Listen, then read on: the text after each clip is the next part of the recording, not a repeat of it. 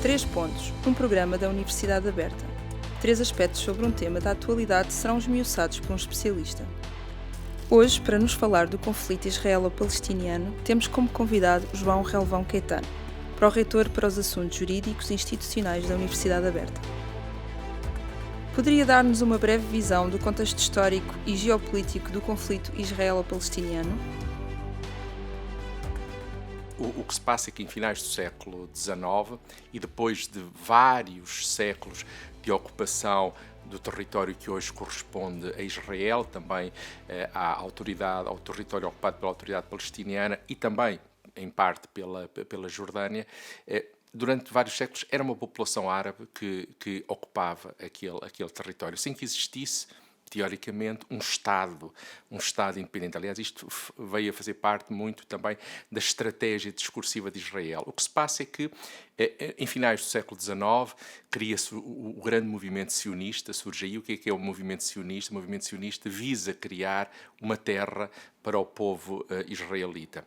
Começa a haver, nessa altura, uma imigração significativa, sobretudo da Europa, de israelitas, ou de judeus, dito de forma mais correta, para o território que queriam ocupar, e depois há ali, ao longo de anos, ou seja, havia na altura ainda assim uma diferença significativa entre judeus e árabes vivendo, grosso modo, naquela que é a região de conflito, mas, sobretudo, durante a Primeira Guerra Mundial e 1917 e os anos seguintes são muito importantes, que é quando o Reino Unido vem tomar uma posição. Existe uma necessidade de criar um Estado de Israel. Bem, isso tem ali, desde logo, enfim, há ali alguns desenvolvimentos a partir de 1917. Em 1922, e logo com a oposição árabe, mas em 1922, com o mandato pela Sociedade das Nações ao Reino Unido, há o objetivo de criar um Estado de Israel. Como disse, sempre como oposição árabe, às vezes com pontos de encontro, mas também já com o aumento das tensões e das disputas, com muitas mortes de ambos os lados e já com um número muito mais significativo de judeus nesse território.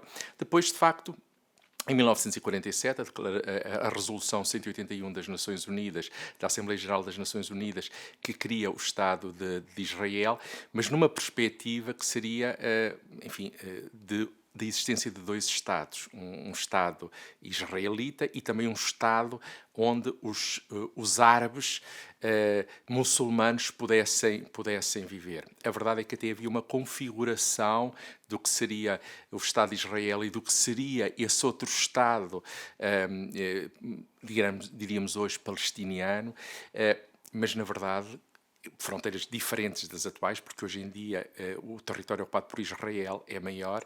A verdade é que não só isso não se cumpriu, enfim, o desejo de dois Estados para aquela região, como desde então e até hoje houve sucessivas disputas e guerras israelo-árabes que basicamente redundaram em vitórias de Israel e no aumento, por vezes também na cedência tática de alguns territórios conquistados, mas no aumento do território de Israel. Com o escalar do conflito, há margem para uma resolução mediada internacionalmente? E por quem? Tradicionalmente, quem foram os mediadores? Eu diria que do lado ocidental, sobretudo os Estados Unidos, que de facto vários presidentes americanos, desde finais dos anos 80 ou dos anos 70 mesmo, com os acordos de Camp David, conseguiram acordos entre os líderes palestinianos e os líderes israelitas e, por outro lado, um Estado, ele próprio um Estado que desde os anos, enfim, desde a década de 50, que esteve, ou desde 49, logo, quando foi proclamada a independência de Israel, que entrou em guerra com Israel, que é o Egito, não só o Egito, mas sobretudo o Egito consegue, em finais dos anos 70, através dos tais acordos, em que a península do Sinai, que tinha sido ocupada por Israel, foi devolvida ao Egito, o Egito tornou-se efetivamente num mediador.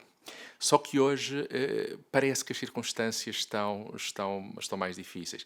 Houve apenas, deixem-me só dizer uma coisa que é uma coisa importante, houve apenas um momento que foi em finais dos anos 40, quando Israel tinha sido criado, e logo a seguir os árabes não aceitam e vários Estados árabes, incluindo o Egito, entram em guerra com Israel e perdem a guerra e depois acabam por fazer um acordo em 49 em que Israel, com esse acordo, conseguiu ocupar uma parte significativa do território que estava ocupado de acordo com a decisão das Nações Unidas pelos palestinianos. A verdade é que, a partir dali, houve ainda muitas décadas em que os egípcios estiveram em guerra feroz com Israel, mas com os acordos finais dos anos 70, a verdade é que reconheceram Israel, enfim, houve inclusive a criação de diplomacia, de embaixadas em ambos os países, só que nessa altura, como eu disse, em 40, houve um êxodo muito significativo de palestinianos para os Estados vizinhos que os aceitaram. E depois disso, e é a situação atual, não os aceitam. E não os aceitam porque, enfim, há uma explicação que parece lógica, não é? Porque isso é o que Israel quer. O que é que Israel quer com a ocupação, sobretudo com a ocupação de Gaza? É que aquelas pessoas se tornem enfim, que saiam, que haja um êxodo, que se tornem refugiados e depois, se se tornarem refugiados, já não voltam lá e, portanto, é mais fácil ocupar esse espaço. Por outro lado, os países árabes percebem que isso funcionará a favor de Israel. Para além de não quererem, porque não têm interesse nenhum em ter refugiados palestinianos, porque seriam muitos nos seus territórios, sabem que a guerra só estará ou só será alimentada havendo pessoas naqueles territórios e pessoas que possam. Temos que, isto é um pouco, é muito triste dizer isto, mas que pessoas que possam ser vítimas, não é? Que possam alimentar, digamos, os ódios a nível internacional. Portanto, neste momento, nós tivemos uma cimeira há poucos dias, precisamente no Egito, que deu em nada.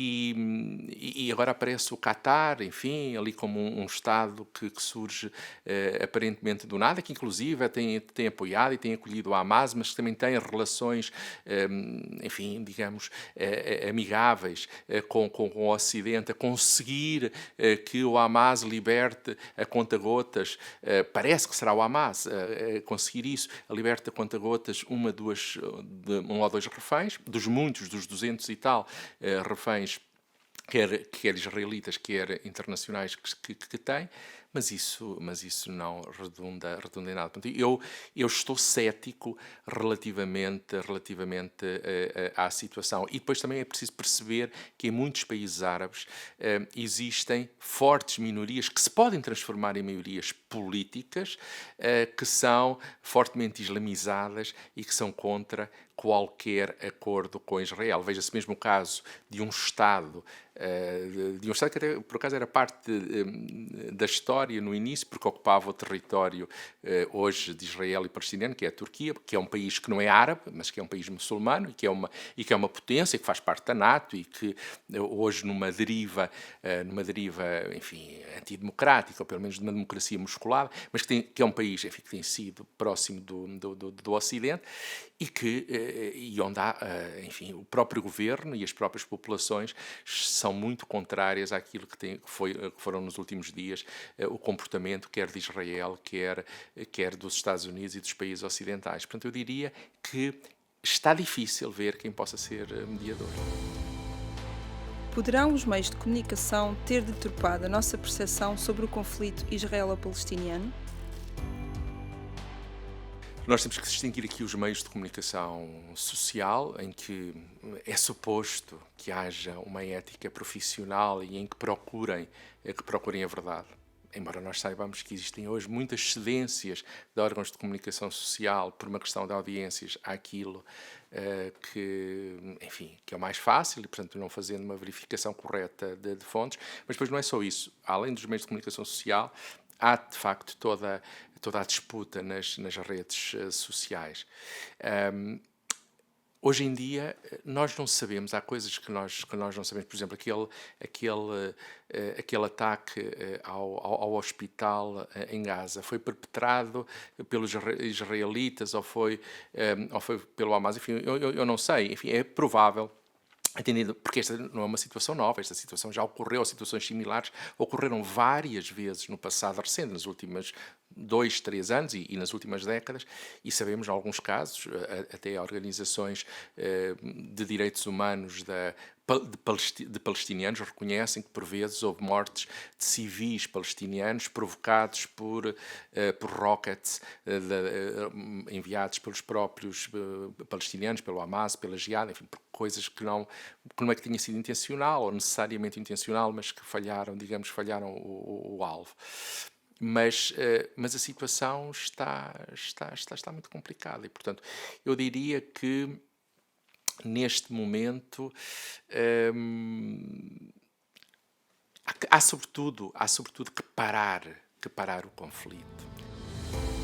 Chegamos ao final deste programa dedicado ao conflito israelo-palestiniano. Não se esqueça que pode ouvir em plataformas de podcast e videocast. 3 pontos: a Universidade Aberta e a atualidade. Até breve.